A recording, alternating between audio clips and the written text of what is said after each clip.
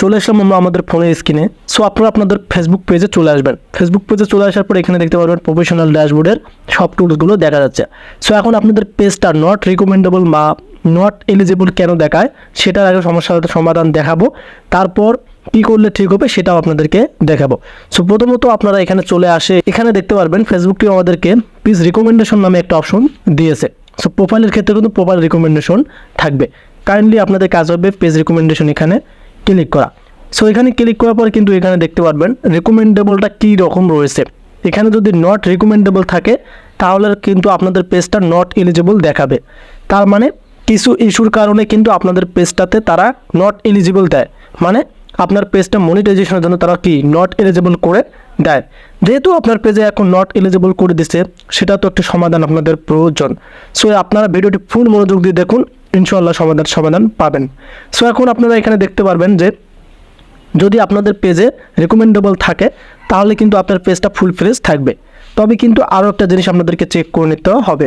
এখন যদি এখানে নট এলিজিবল থাকে, নট এলিজিবলটা কীভাবে আপনারা সলভ করবেন এটা নিয়ে আমার ভিডিও আছে, আপনারা আমার ভিডিও চেক করলে কিন্তু পেয়ে যাবেন।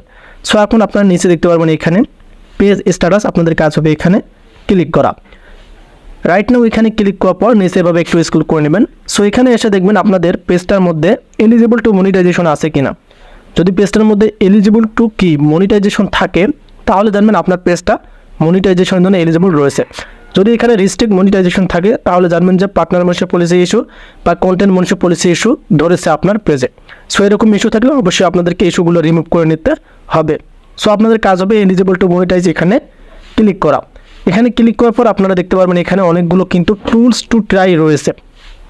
এখন আপনারা এখান থেকে এই যে ইনস্টিম অ্যাডস এখানে ক্লিক করবেন। ইনস্টিম অ্যাডসে ক্লিক করার পর নিচে এভাবে স্ক্রল করে নেবেন।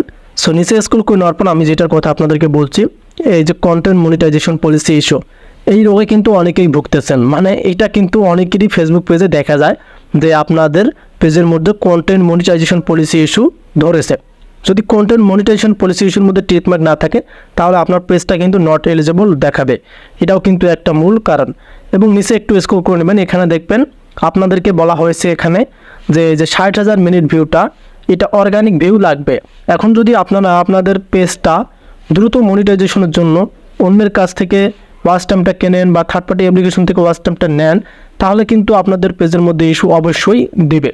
সেম সিস্টেমে যদি ফলোয়ার্সগুলো দ্রুত কেনেন কারো কাছ থেকে, যে আপনি চাচ্ছেন আমি 1 মাসের ভিতরে আমার পেজটা মনিটরিং করব সব কিছু কিনে, তাহলে কিন্তু আপনার পেজের মধ্যে ইস্যু ধরাই দিবে।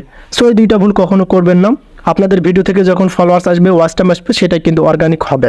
সো এখান থেকে আপনারা কিন্তু এই যে টিকমার্কটা যদি থাকে তাহলে আপনার পেজটা কিন্তু একদম ঠিক থাকবে। মূল হচ্ছে এটাই content monetization policy issue.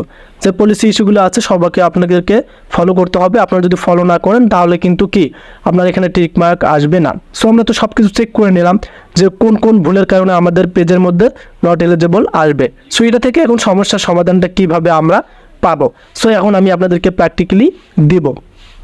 So আমি যে কথাগুলো বললাম আপনারা এগুলো মনে রাখবেন যে আপনি কোনো ধরনের কি পলিসি ইস্যুর মধ্যে পড়বেন না। এখন বিষয়টা হচ্ছে আমরা যদি এখান থেকে দেখি আমাদের পেজের মধ্যে নট এলিজিবল বা নট রিকমেন্ডেবল থাকে সেটা কিভাবে রিমুভ করা যায়। সো এখানে কিন্তু আমার পেজের মধ্যে কি কোনো ধরনের ইস্যু দেখা যাচ্ছে না, তবে আপনাদের ক্ষেত্রে কিন্তু নট এলিজিবল পেজটা আছে। সো ফার্স্ট অফ অল যে আপনারা ভুল করেছিলেন সেটা হচ্ছে আপনারা যে মিউজিকগুলো ইউজ করেছিলেন সেগুলো হচ্ছে কপিরাইট মিউজিক এবং অন্যের ভিডিও ইউজ করেছিলেন এবং অন্যের ফটো দিয়ে হয়তো থাম্বনেল ইউজ করেছেন। এই তিনটা কারণে হয়তো আপনাদের ওখানে কি নট এলিজিবল পেজটা দেখাইছে। এখন সেটা রিমুভ করার জন্য আপনাদেরকে যে কাজটি করতে হবে, আপনারা আপনাদের পেজের যে ভিডিওগুলো আছে সবগুলো ডিলিট করে দিবেন। মানে অন্যের যে ভিডিওগুলো আপনারা ছাড়ছেন সব ভিডিওগুলো আপনারা ডিলিট করে দেবেন।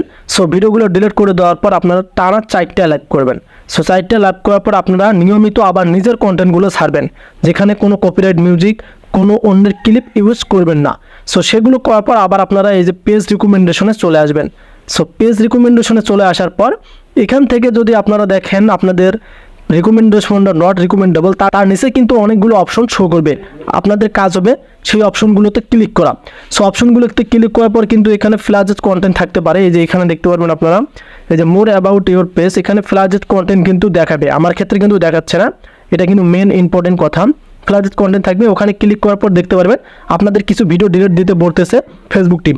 সেখান থেকে আপনাদের ভিডিওগুলো ডিলিট দেবেন, দেওয়ার পর দেখতে পারবেন আপনারা 4টা লাইভ করবেন, 4টা লাইভ করার পর কিন্তু এখানে রিকমেন্ডেবল অপশনটা চলে আসবে। আর রিকমেন্ডেবল অপশনটা চলে আসলে কিন্তু আপনাদের পেজটা এলিজিবল হয়ে যাবে।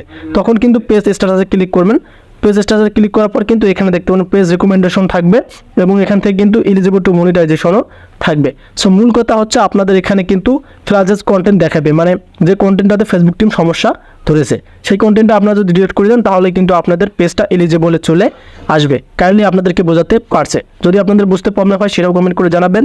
ভিডিওটি ছিল এ পর্যন্ত, আপনাদের কাছে কেমন অবশ্যই কমেন্ট করে সেটা বলবেন। দেখা হবে নতুন কোনো ভিডিওতে, সে পর্যন্ত ভালো থাকবেন, সুস্থ থাকবেন। আল্লাহ হাফেজ।